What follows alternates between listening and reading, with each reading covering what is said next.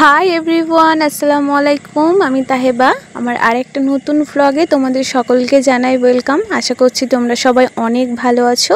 আলহামদুলিল্লাহ আমরাও কিন্তু অনেকটাই ভালো আছি। তো আজকের ব্লগটা একদমই সকালবেলা থেকে ব্রেকফাস্ট করা থেকেই শুরু করছি। তো ভিডিও শুরুতেই বলে রাখছি, আমার ভিডিও দেখতে দেখতে যদি তোমাদের কোনো পার্ট বা অংশ ভালো লেগে যায় তাহলে কিন্তু একটা লাইক করতে ভুলো না, কারণ তোমাদের একটা লাইক আমাকে পরবর্তী ভিডিওর জন্য অনেক মোটিভেট করে। তো সকালবেলায় আজকে ভাবলাম ছেলেকে একটু অন্য কিছু দেব, তো তার জন্য একটু সুজি বানিয়ে দিচ্ছি। আর তার সাথে না আমার দিদির মেয়েও এসেছে আমাদের বাড়ি, তো একটু বেশি করেই করছি। ও কিন্তু একটু সুজি খেতে বেশি ভালোবাসে, তাই সকালবেলায় একটু সুজি বানিয়ে দিচ্ছি, দুজনের খাওয়া হয়ে যাবে। তো আমাদেরও চা খাওয়া কিন্তু কমপ্লিট হয়ে গেছে। তো সকালবেলায় আমি সেরকম কিছুই খাই না কো, আমি ওই জাস্ট চাটা খেয়ে নিই, তারপরে কিন্তু আমি সেই দুপুরবেলা ভাত খাই। আর মাঝে সাঝে যদি কোনো কিছু খিদে পেয়ে যায় কোনো দিন, তাহলে বাড়িতে যদি বিস্কুট ফিস্কুট থাকে সেটাই কিন্তু খেয়ে নিই। তো এখানে অল্প করে দুধ দিয়েই কিন্তু সুজিটা করলাম, কারণ ছেলে যদি একা খেত আমি কিন্তু এখানে দুধটা দিতামই না, ওর দুধ খাওয়া একদমই বারণ। তো তার জন্য, আর যেহেতু দিদির মেয়ে খাবে তার জন্য কিন্তু অল্প করে একদম দুধটা দিয়েছি, আর একটু চিনি আর একটু নুন দিয়ে তার মধ্যে কিন্তু একটা এলাচও দিয়ে দিয়েছিলাম, আর একটু কিশমিশ দিয়ে খুব ভালোভাবে সুজিটা রান্না করে দিয়েছি। আর আজকে সকালবেলা থেকে কিন্তু না ওয়েদারটা একদমই ভেজা ভেজা, কারণ সকাল থেকেই বৃষ্টি পড়ছে। আর আমার অনেকগুলো জামা কাপড়ে কিন্তু পড়েছিল, সেই বিয়েবাড়ি গিয়েছিলাম। তো ভিডিওটা অনেক দিন কারণ আমি যেহেতু একদিন ছাড়া ছাড়া তোমাদের সাথে ভিডিও দিই, আর যেহেতু ডেলি শ্যুট করি, আমার কিন্তু ভিডিওগুলো তোমাদের সাথে শেয়ার করতে একটু দেরি হয়ে যায়। তাই আমি যে জামাটা পরে বিয়েবাড়ি গিয়েছিলাম সেই জামাটা না নিচেটায় অনেকটাই কাদা লেগে গিয়েছিল। এবার কাদা লাগার পর আমি একদিন পর সেই জামাটাকে ধুয়ে দিয়েছি, কারণ বৃষ্টি পড়ছিল। আর যেহেতু একটু নতুন জামা, ভালো জামা, তাই যদি ওটাকে ভালো করে না আমি রোদ খাওয়াই তাহলে কিন্তু জামাটা দিয়ে খুব বাজে গন্ধ বেরোবে, তার মধ্যে জামাটাও নষ্ট হয়ে যাবে। তাই দুদিন পরেই ধুয়ে দিয়েছিলাম।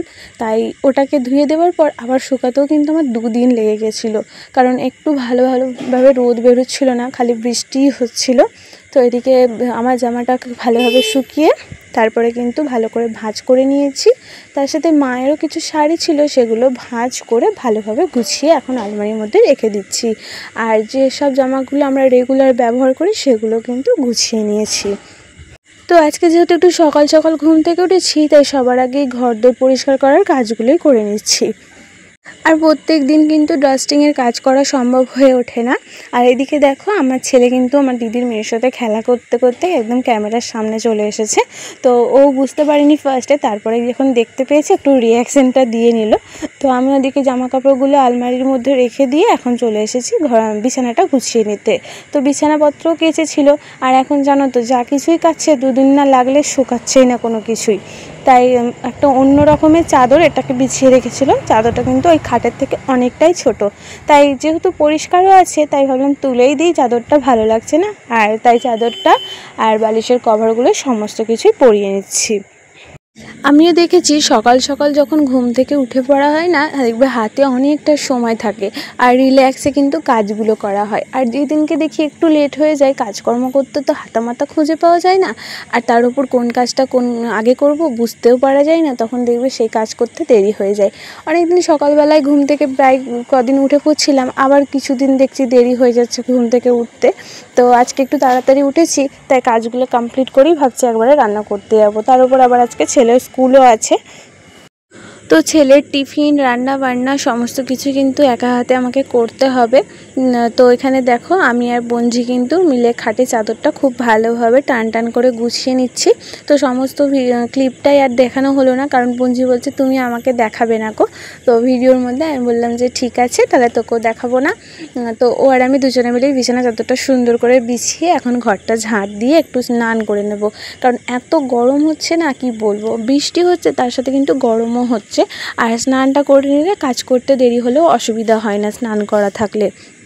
তো স্নান করার আগে ভাতের জলটা আস্তে দিয়ে একদম বসিয়ে দিয়ে গিয়েছিলাম, আর এখন স্নান করে সোজা চলে এসেছি রান্নাঘরে। চালটা ধুয়ে ভাতের জলের মধ্যে দিয়ে দিচ্ছি, কারণ ভাতটা হয়ে গেলে ছেলেকে একটু খাইয়ে তবু স্কুলে পাঠাতে পারবো। তো এখন ভাতটা বসিয়ে দিচ্ছি, এখন প্রায় 9টা বাজছে, 10টার মধ্যে কিন্তু ভাতটা আরামসে হয়ে যাবে। আর ওদিকে আব্বা মাছ এনে দিয়েছিল, সেই মাছটাকে চলো এখন একটু বেছে ধুয়ে নিচ্ছি। তো অনেকটাই মাছ এনেছিল, আর তার সাথে নিয়ে এসেছিলো কাঁকরোল। তো ভাবছিলাম কাঁকরোলটা ভাজা করব, তারপরে ভাবলাম যে না, একটু নোনা মাছ আছে, তো কাঁকরোলটা দিয়ে নোনা মাছটা চচ্চড়ি করব। আর এদিকে মাছটা ধুয়ে নিয়ে চলে এসেছি, আর মাছটার মধ্যে না একটু ভিনিগার দিয়ে দিচ্ছি। যেহেতু আমরা ঘরের মধ্যেই মাছটা ধুই, তো আমার মা বলে নাকি মাছ ঘষে ঘষে ধুলে নাকি আঁচটে গন্ধটা লাগে না, কিন্তু এখানে যেহেতু বাড়িতে ধুই, বেসিনের মধ্যে বা ছাদের মধ্যে ধুই, খুব ভালোভাবে ঘষা হয় না, তো তার জন্য না একটা আঁচটে গন্ধ ছাড়ে রান্নার পরেও। তাই একটু ভিনিগার জলে ভিজিয়ে রেখে এখন এই কাঁকরোলগুলো কেটে নেব। তো কাঁকরোল খেতে কার কার ভালো লাগে অবশ্যই কিন্তু কমেন্ট করে জানিও। আমার খুব বেশি একটা ভালো লাগে না, ওই ভাজা টাজা করলে ভালো লাগে না, কিন্তু চচ্চড়ি করলে যেটা ঘাঁটা ঘাঁটা হয়ে যায় তখন কিন্তু খেতে ভালো লাগে। তো এই কাটা বাছা করতে, তারপরে ছেলের টিফিন করতে অনেকটাই প্রায় লেট হয়ে গিয়েছিলো। আর আজকে রান্নার কথাই বলবো কি তোমাদের সাথে, আমি রান্না সেরকম কিছুই করতে পারিনি আর শ্যুটও করতে পারিনি। আজকে রান্নাটা আমার আব্বা আমাকে হেল্প করছিল, কারণ আজকে আব্বাও বাড়িতে ছিল। তো রান্না করার মানে দেরি হয়ে গেছিলো, ছেলেকে স্কুলে নিয়ে যেতে হবে, তাই যে চচ্চড়িটা বসিয়েছিলাম আমি, সেটা না আমার আব্বাই করেছে। তার সাথে যে মাছগুলো আমি পরে মশলা মাখিয়ে রেখেছিলাম, সেগুলো মাছগুলো মশলা মানে মাখানো ছিল, আমার আব্বা কিন্তু মাছগুলো আমার জন্য ভেজে রেখে দিয়েছিল। তো আমি স্কুল থেকে এসে মাছটা আবার পটল দিয়ে ঝোল করেছিলাম। আর এই যে চচ্চড়িটা, এটা কিন্তু পুরোটাই আমার আব্বা করেছে। তো জানি না রান্না করতে জানে কি না, তবু যে এসে আমাকে সাহায্য করেছে, আমার অনেক উপকার হয়েছে। আর একটা বাবাই তো পারে তার একটা মেয়ের কষ্টটা বুঝতে। আজকে আমার আব্বা বলে আমাকে এখানে দাঁড়িয়ে সাহায্য করছে, কিন্তু আজকে যদি অন্য কেউ থাকতো সেই জায়গাটায়, বা অন্য কারোর ছেলে থাকতো, তাহলে কিন্তু সেই কষ্টটা তোমার বুঝতে পারতো না, যে না ও যাচ্ছে, যাক পরে যখন আসো তখন করবে। কিন্তু আমার আব্বা বললো যে তুই ওকে দিয়াই, আমি আছি, আমি এটা করে নিচ্ছি। তো আমি মশলাপাতি সমস্তটাই দিয়ে গেছিলাম, নেড়ে তারপরে জল দিয়ে ঢাকা দিয়ে সমস্তটাই কিন্তু আমার আব্বা করেছে। আর মাছটাও ভেজে রেখেছে আমার জন্য। তো যেটুকু করেছে আমার কাছে কিন্তু অনেক করেছে। আমি কিন্তু অন্য সময় আমার বাবাকে কোনো দিনই এরকমভাবে আমাকে সাহায্য করতে দেখিনি।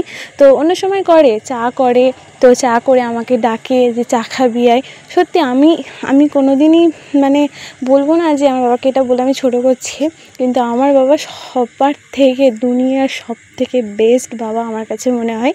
আর আমি বরাবরের মতন চাই যে পৃথিবীর সকল বাবা যেন এরকমই হয়, আর যেন সব মেয়েদের কপালগুলো যেন খুব ভালো হয় যে এরকম বাবার পেয়ে।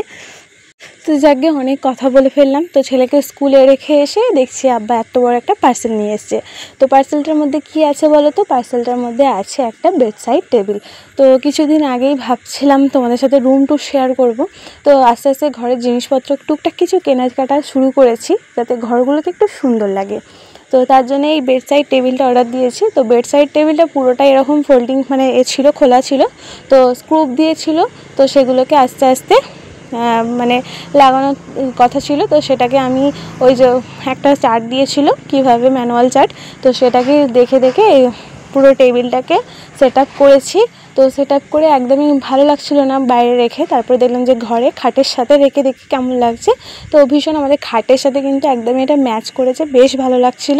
তো তোমাদের কেমন লাগলো অবশ্যই কমেন্ট করে জানিও। আর এটা কিন্তু একদম রিজনেবল প্রাইসে আমরা পেয়েছি ফ্লিপকার্ট থেকে। তো খুবই সুন্দর, আমাদেরও লেগেছে। তো তোমাদের কেমন লাগলো অবশ্যই কমেন্ট করে জানিও, আর লিঙ্ক চাইলে অবশ্যই জানিও, তোমাদের সাথে শেয়ার করে দেবো লিঙ্কটা। তো ওটাকে সেট আপ করে ঘরে রেখে এখন চলে এসেছি আমার নিচের ঘরে, যে দেওয়াল আলমারিটা আছে সেটাকে একটু পরিষ্কার করতে। তো অনেক দিন প্রায় এটাকে পরিষ্কার করা হয়নি, অনেক ধুলো হয়ে গিয়েছিলো, কারণ এটা পরিষ্কার করতে অনেকটা সময় লাগবে। তো ছেলেকে দিয়ে এসে মাছের ঝোলটা রান্না করে তারপর ওগুলো ঠিকঠাক করে এখন প্রায় 12টা বাজছে। তো এটাকে একটার মধ্যে কমপ্লিট করে নেব, তারপরে ছেলেকে আনতে চলে যাব। তো এটাকে এখন গোছাতে গোছাতে দেখছি কারেন্টও চলে গেছে। তো কারেন্ট চলে গেছে, তো কী হয়েছে, কাজ তো বন্ধ রাখলে হবে না। তো কাজ করতে করতে আবারও দেখলাম একটা পার্সেল এসেছে। তো পার্সেলটার মধ্যে আছে আমার একটা শ্যুজ। তো একই দিনে দুটো চলে এসেছে পার্সেল। তো আমার তো ভীষণই ভালো লাগছিলো যে যাকে দুটো পার্সেল পেয়ে গেছি হাতে। তো জুতোটা তোমাদের সাথে একটু পরে শেয়ার করছি, চলো আগে গুছিয়ে নিই, কারণ ঘরটা অনেকটা এলোমেলো হয়ে আছে, দেখতেই পাচ্ছ তোমরা। আর মাঝে মাঝে এরকম ভয়েস দিতে দিতে না এমন আচানক একটা গাড়ি চলে আসে, এমন ঘরের কাছে এসেই তোমার হর্নটা বাজাতে ইচ্ছা করে। তো ভীষণই প্রবলেম হয় এরকম ভয়েস দিতে গেলে। তো ঘরগুলো দেখতেই পাচ্ছ কতটা ধুলো হয়েছে, কতটা নোংরা হয়েছে। তো যার জন্য আজকে ভাবলাম যে না, যত কাজই থাকুক না কেন, কাজ তো প্রায় অলমোস্ট হয়েই গেছে। তো এখন ঘরগুলো পরিষ্কার করে নিই, আজকে যা হচ্ছে। তো এই যে তাকগুলো পরিষ্কার করে, আর যেহেতু আমার কোনো ড্রেসিং টেবিল বা আলমারি নেই না, সমস্ত কিছু কিন্তু এই তাক দেয়াল আলমারিটার ওপরই আমাকে রাখতে হয়। তো দেওয়াল আলমারির মধ্যে যা কিছু ছিল সমস্ত কিছু একটা একটা করে নামাচ্ছি, আর একটা একটা করে কিন্তু মুছে গুছিয়ে ভালোভাবে আবার তুলে দিচ্ছি। তো এই বক্সটার মধ্যে না আমার যত রকমের চুড়ি আছে সেগুলোকে আমি রেখে দিয়েছি এরকমভাবে প্লাস্টিক কাগজের মধ্যে। আর যেগুলো খুব ভালো আবার একটা নেই একটা আছে, সেগুলো কিন্তু আমি গুছিয়ে ভালোভাবে রেখে দিয়েছি। আর এই বক্সটার মধ্যে আমার ওই কানের ক্লিপ, সেফটি পিন, এইসব যা যা দরকারি জিনিসপত্র লাগে বা যে কোনো কানেরগুলো আছে সমস্ত কিন্তু ওটার মধ্যে গুছিয়ে রাখি।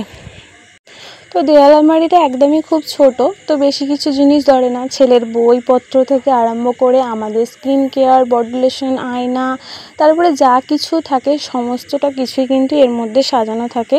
তোমাদের সাথে কিছুদিন আগে একটা ব্লগ শেয়ার করেছিলাম যেখানে আলমারি দেখতে গিয়েছিলাম। তো আলমারি দেখতে গিয়েছিলাম ঠিকই, কিন্তু আলমারি আর আমাদের কেনা হলো না, জানি না কবে কেনা হবে কিনা। তো মধ্যবিত্ত ঘরে বলে না, ওই শখটাই থাকে, শখ পূরণ করতে করতেই হিমশিম খেয়ে যায়। তো ইচ্ছা তো ছিল অনেক যে একটা আলমারি কিনবো, কিন্তু আর হলো না। যাকে দেখা যাক, আল্লাহ কবে নসিবে রেখেছে তবেই কেনা হবে। জানো তো, একটা জিনিস আমি সবসময় বিশ্বাস করি যে তোমার কপালে যেটা থাকবে সেটাই কিন্তু হবে, এর থেকে বেশি কিন্তু তুমি চাইলেও হবে না। তো দেখো, কথা বলতে বলতে এদিকে কিন্তু আমি আলমারিটা আমার মতন করে গুছিয়ে নিয়েছি। জানি তোমাদের কাছে ভালো লাগবে না, তবুও আমি চেষ্টা করলাম আমার মতন করে ভালোভাবে গুছিয়ে সুন্দর করে রাখার। তো চলো এখন আনবক্সিং করে নিই আমি যে প্রোডাক্টটা কিনেছিলাম। তো সেটা হচ্ছে একটা হিল জুতো। তো প্রায় 5-6 বছর পর আমি আবারও হিল পরবো, কারণ প্রেগনেন্সির পর থেকে আমি হিল পরাটা বন্ধ করে দিয়েছিলাম। তো আবার কি জানি না কোথা থেকে মনে হলো যে একটু হিল জুতো কিনে, অনেক দিন আমি হিল পরিনি। তো যাকে হিলটা আমার বেশ পছন্দ হয়েছে, তোমাদের কেমন লাগলো অবশ্যই কমেন্ট করে জানিও। তো এখন চলো ঘরটা একটু ভালোভাবে খাটটা ঝেড়ে নিই, কারণ খাটের ওপরই সমস্ত নোংরা জিনিসপত্রগুলো ছিল। তো খাটটা ঝেড়ে এখন সোজা চলে যাব ছেলেকে আনতে। তো আমার আজকের ভিডিওটা তোমাদের কেমন লাগলো অবশ্যই কিন্তু কমেন্ট করে জানিও। আর আমার যদি এই জুতোর লিঙ্কটা তোমাদের লাগে অবশ্যই কমেন্ট করো, তোমাদের ঘরে আমি কমিউনিটি পোস্টে শেয়ার করে দেবো। তো চলো দেখা হচ্ছে তোমাদের সাথে নেক্সট আরেকটা কোনো ব্লগে। ততক্ষণ সবাই ভালো থেকো, আর আমার চ্যানেলটা সাবস্ক্রাইব করতে ভুলো না। আর যারা এই কাজটা অলরেডি করে দিয়েছে তাদের ঘরে কিন্তু অসংখ্য ধন্যবাদ।